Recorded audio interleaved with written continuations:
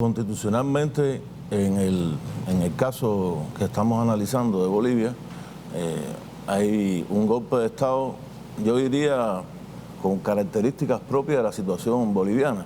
En primer lugar, hay una participación del ejército. Cuando el ejército toma un papel y está sugiriendo al presidente de la República que renuncie, está teniendo una participación directa.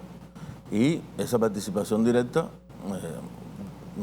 se nos hace que sale del marco constitucional boliviano. Marco constitucional que lo que había hasta ese momento señalado era que por las irregularidades en el conteo de votos de la primera vuelta de las elecciones, dado por la OEA y por la Unión Europea, que debía haber una segunda vuelta. El presidente de Bolivia aceptó esa situación y ya había planteado que sí, de que se iba a una segunda vuelta. O sea, había los resultados que habían hasta ese momento dado el conteo de votos eran aceptables por la parte del gobierno. Hay que a esto sumar que realmente los grandes enfrentamientos, yo diría, en las calles de Bolivia, entre sus partidarios y la oposición boliviana que yo también la veo en dos grupos principales.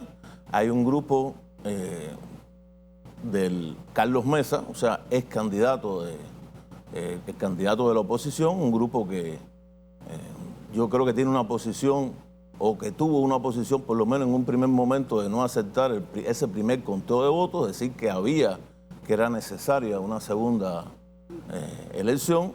Parece que los números daban eso. Y otro segundo grupo, encabezado por Fernando Camacho, de los grupos del departamento de Santa Cruz, que de una manera, yo diría, violenta, bien violenta, incluso Fernando Camacho escribió una carta, una supuesta carta de renuncia a la cual Evo Morales debía renunciar, claro, lo cual se ve como una presión también. Y teniendo este contexto de lo que ha sucedido en Bolivia, ¿cómo se puede analizar la situación de la izquierda en Latinoamérica? Bueno, en Latinoamérica está ocurriendo, digamos, hechos que no se pueden ver solamente en Bolivia, ¿no? Como usted bien dice, estamos viéndolo también en Chile, lo que está ocurriendo en Chile. Ha ocurrido también en Ecuador, digamos que son los dos últimos hechos más trascendentales o que más, yo diría, también atención mediática han tenido, hechos que vinculados a esta oposición a lo que se ha llamado el modelo neoliberal, o sea, a un supuesto fracaso del modelo en América Latina. Parece que sí, que ese modelo ha fracasado. Y en el caso de Chile siguen las manifestaciones, en el caso de Ecuador está ahí, digamos, enfrentamientos verbales después de que los indígenas ecuatorianos, que fueron los que tuvieron un papel más protagónico en la situación, volvieron a sus lugares de trabajo y de residencia. Pero es la izquierda contra el gobierno o contra los gobiernos de estos países. ¿Es un descontento generalizado lo que podríamos decir un factor común entre estas situaciones? En este caso, en esos dos casos sí. Yo creería que en el caso de Bolivia tiene características también, porque estos ejemplos hay que verlos siempre como hechos que son singulares. Cada uno de esos hechos son singulares y tiene características también que los hacen propios. En el caso de Bolivia, hay que tener en cuenta que en el 2006, por primera vez en la historia boliviana, yo diría que en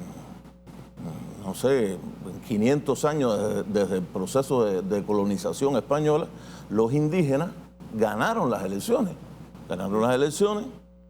Luego, 2 veces fue reelegido Evo Morales, con más del 60% de los votos, porque eso también hay que tenerlo en cuenta. No es este el último caso, pero las veces anteriores tuvo más del 60% de los votos. Y esto trajo consigo que los grupos de poder anteriores que se vieron afectados por las medidas de nacionalización de Evo Morales, medidas de nacionalización que en el caso de Bolivia, tengamos en cuenta que Bolivia prácticamente todo estaba en manos de la burguesía boliviana y las transnacionales y a la vez de la oligarquía, crea un rechazo a esos grupos que, por cierto, también hay un rechazo cultural porque Evo Morales, los autóctonos, los amerindios, por primera vez los indígenas, tienen el poder y desplazan a ese grupo que son mayoritariamente blancos. Ahora, con esta decisión, estaríamos hablando del fin del socialismo del siglo XXI, del llamado socialismo del siglo XXI. Fíjense, a mí siempre eso del socialismo del siglo XXI me ha parecido algo que incluso estaría pendiente de discutirse, de qué cosa es el socialismo del siglo XXI. Eso, término acuñado, que yo recuerde por el fallecido presidente de Venezuela, Evo Morales.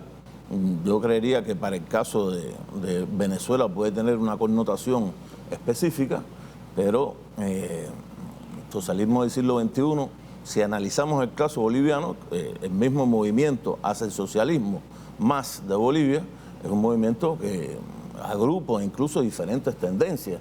Entonces, ¿cuál de esas tendencias, o mayoritariamente todas las tendencias, apoyan o no ese socialismo del siglo XXI?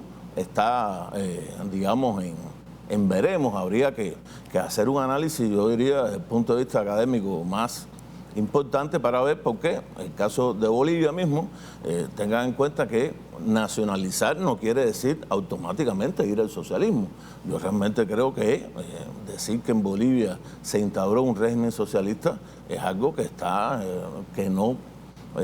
la realidad y los hechos no lo demuestran. Es un movimiento, sí, que tuvo el poder, un movimiento progresista hacia, yo diría, una concepción relacionada a la relación con la tierra de esos mismos amerindios, que es distinta, que incluso podría ser que es como debe ser en América Latina, pero en el caso boliviano, por ejemplo, compararlo con Venezuela, son dos casos que son bien diferentes uno a otro, tienen singularidades que, ahora si de manera general se quiere plantear que eso es socialismo del siglo XXI, bueno, muchas veces esto incluso es más mediático, realmente creo yo, que otra cosa para los mismos, la izquierda cuando está en el poder, o la derecha cuando está en el poder, o la centroizquierda o centroderecha, usa términos que a veces se van o se quedan fuera de una definición que sería la definición más correcta,